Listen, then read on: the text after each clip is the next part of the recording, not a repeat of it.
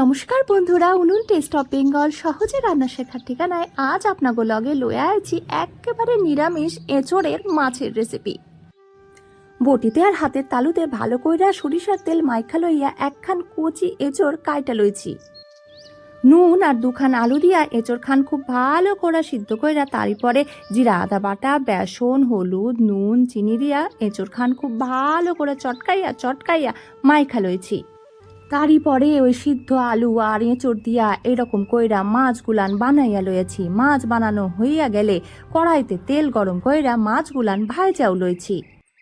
তেজপাতা, শুকনা লঙ্কা, গোটা জিরা ফোড়ন দিয়া তারই পরে জিরা আদা বাটা, টক দই, ধইনা গুঁড়া দিয়া মশলা কষাইয়া লইছি। ঝোল ফুইটা উঠলে ভাজা মাছগুলান দিয়াছি।